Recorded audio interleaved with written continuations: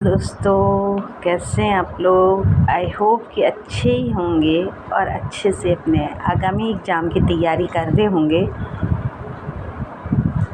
तो दोस्तों, मैंने जो एलटी उत्तराखंड एलटी की जो बच्चे तैयारी कर रहे हैं, तो उनके लिए मैं पहले से आपको बता दिया है कि मैंने उनके लिए जो हिंदी और टीचिंग एप्टीट्यूड का जो सिलेबस है वो कुछ तो करा रखा है। और फिर अगर ज़्यादा बच्चे होंगे और आपके कमेंट आएंगे कि फिर से कराओ, तो मैं ज़रूर से दोबारा से करवाऊंगी और अच्छे अपने एक्सपीरियंस से कि कैसे क्वेश्चन आते हैं और कैसे आपकी समझ में आ सकता है, कम टाइम में आप कैसे ज़्यादा तैयारी कर सकते हैं, ये मैं आपको उस हिसाब से कराऊंगी। बच्चे मेरे चैनल पे नए आए हैं, चैनल को सब्सक्राइब करें। और जो बच्चे पहले जो एलटी की तैयारी कर रहे हैं, तो जिन्होंने मेरे चैनल को सब्सक्राइब किया हुआ है, प्लीज़ आप अपने और दोस्तों में भी शेयर करना।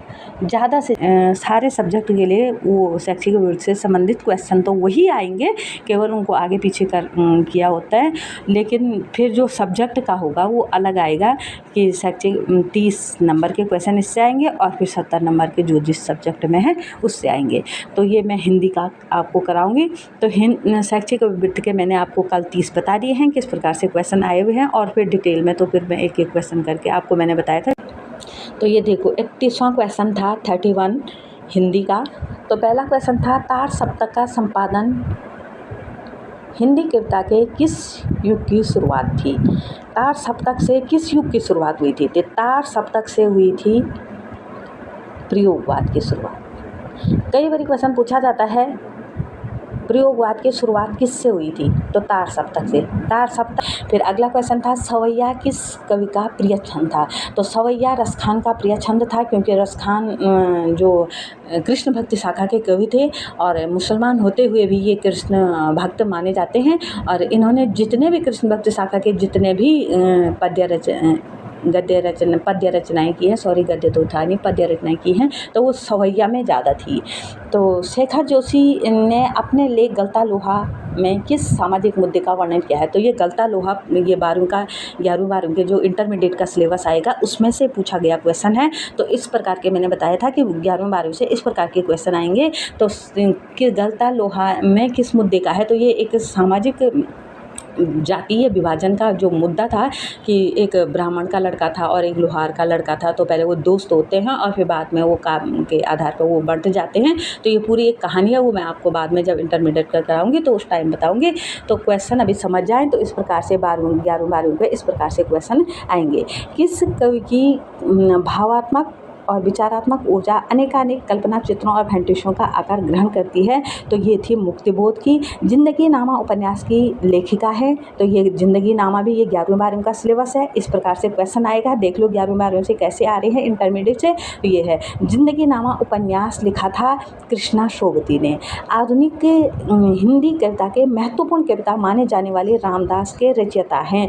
तो ये कविता के रचयिता है। आधुनिक जो महत्वपूर्ण कविता थी रामदास कविता है, आधुनिक बहुत ही महत्वपूर्ण मानी जाती है, तो वो है रघुवीर सहाय की। डॉक्टर नगेन ने प्रगतिवाद का आरंभ काल माना है। प्रगतिवाद का आरंभ काल उन्होंने माना 1936 से। तो वर्णन है, शाखा मृग का पर्यायवाची है। तो शाखा मृग बिल्ली का नहीं है, मोर का नहीं, शेर का नहीं, शाखा मृग कहते हैं बंदर को। निम्न में से जयनंद कुमार की कहानी नहीं है। तो नीलम की देश की राजकन्या है, पाजेब है, खेल है, तो रात्रि की महक नहीं है। नाटक में पहले हमने नहीं और है को अच्छे से क्वेश्चन, कई बार क्वेश्चन पढ़ने में हम आगे पीछे कर देते हैं और सही को गलत और गलत को सही कर देते हैं। क्वेश्चन को अच्छे से पढ़ना है। जो बच्चे पुराने जिन्होंने टेस्ट दिए हुए उनको तो पता है, लेकिन जो बच्चे नहीं आए हैं उनको इस बात का विशेषकर ध्यान रखना है। नाटक में दृश्य दिखाने या दृश्य परिवर्तन के लिए जो पर्दा काम में लाया जाता है उसे कहते हैं, उसे यवनिका कहते हैं। कई बार ये भी आता है कि नाटक के पीछे का जो पर्दा है उसको कहते हैं। तो क्वेश्चन को आप जैसे भी बदल लो वो है। महान धर्ता का विलोम है, तो अल्पधर्ता। नाभा दास किस भक्ति धारा के कवि थे? तो नाभा दास राम भक्ति शाखा के कवि थे। नाभा दास राम भक्ति शाखा के कवि माने जाते हैं। तुलसीदास द्वारा रचित जो विनय पत्रिका रचना थी किस भाषा में हुई? तो ये क्यों पूछा गया है? तो इसलिए पूछा गया है कि तुलसीदास अवधी भाषा के कवि माने जाते हैं। अवधी भाषा में उनकी सारी रचनाएं हैं, लेकिन विनय पत्रिका उनकी ब्रज भाषा में लिखी। 45वां क्वेश्चन है, सुहाग की बिंदी और ययाति नाटकों के रचनाकार हैं? तो सुहाग की बिंदी और ययाति रचनाओं के नाटककार गोविंद बल्लभ पंत हैं। देखो गोविंद बल्लभ पंत को क्यों पूछा गया है, इस चीज़ का ध्यान रखना कि क्वेश्चन कैसे आते हैं, इनका उत्तरांचल से संबंध है, इसलिए पूछा गया है। अब देखो सुमित्रानंद पंत से भी कोई ना कोई क्वेश्चन जरूर पूछा गया होगा। निम्नलिखित में प्रेमचंद्र की कहानी नहीं है। तो प्रेमचंद्र की कहानी नहीं है। आत्माराम है, बेटों वाली विधवा है, सवा से गेहूँ है इनकी, तो दुलाई वाली नहीं है।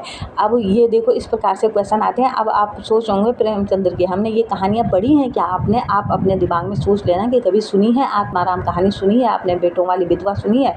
तो इस प्रकार से क्वेश्चन आते हैं। ये बात पहले मैं इसलिए पेपर आपको करा रही हूँ कि ताकि आपके समझ में आ जाए कि क्वेश्चन इतने आसान नहीं होते हैं कि कहाँ से घुमा करके कैसे पूछे जाते हैं। सीधे सीधे क्वेश्चन आपको नहीं पूछे जाएंगे। और देखो व्याकरण से अभी तक जितने क्वेश्चन किए हैं बहुत कम आए हैं, ज़्यादातर साहित्य से आ रहे हैं। तो घीसू किस कहानी के पात्र हैं? तो घीसू कफन जो कहानी है उसके पात्र हैं। हिंदी साहित्य के निबंध के विकास का सही सोपान है।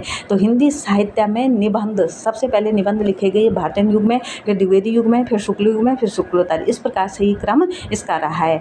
न को बुझाते नहीं बिरहानल नैन नीर नदी बहने पर, इस उद्धरण में अलंकार है। अब देख लो अलंकार कैसे पूछा गया हुआ है। तो विशेषोक्ति अलंकार है, इसमें तो मुझे भी बड़ा कन्फ्यूजन हो गया था क्योंकि विशेषोक्ति इसमें अलंकार है।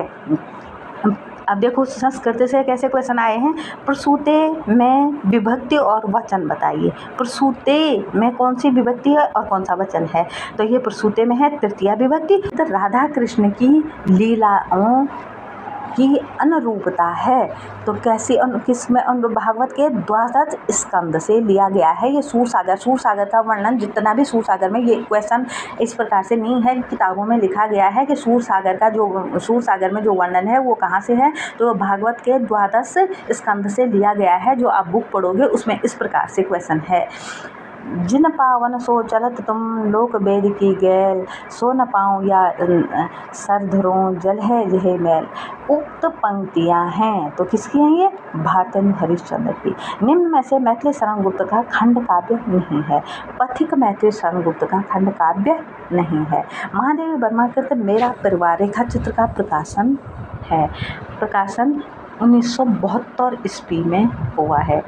देखो शने शने शब्द है, संस्कृत से ये देख लो इस प्रकार से है। शने शने शब्द है, तो शने शने क्या है? तत्सम शब्द है। संचारी भाव कितने प्रकार के होते हैं? तो संचारी भाव 33 संचारी भाव होते हैं। तो कथा और कथाकार का कौन सा युग्म सही नहीं है? कथा और कथाकार का सही युग्म ये नहीं है। जैसे ग्राम लिखा जयशंकर प्रसाद ने, खेल जयलेंद्र ने, नशा लिखा प्रेमचंद ने, तो इस्तीफा पांडे बेचन शर्मा उर्गर ने रोके हैं। इससे आगे के मैं कल की वीडियो में नेक्स्ट वीडियो में बताऊंगी। तो वीडियो पसंद आए तो लाइक ज़रूर करना, ज़्यादा से ज़्यादा अपने दोस्तों में शेयर करना। और अगर ज़्यादा हुए बच्चे तो मैं सारा सिलेबस शुरू से कराऊंगी, नहीं तो फिर हमने भक्ति काल तक सिलेबस कराया हुआ है, तो उससे आगे हम कराएंगे। तो मिलते हैं नेक्स्ट वीडियो नेक्स्ट डे, क्योंकि फिर लंबी होती है वीडियो, फिर आप देख के आप ही बोर हो जाओगे और फिर आगे का नहीं देखोगे। तो इसलिए मैंने यहीं पे स्टॉप कर दिया है। ठीक है, तो आगे मिलते हैं नेक्स्ट।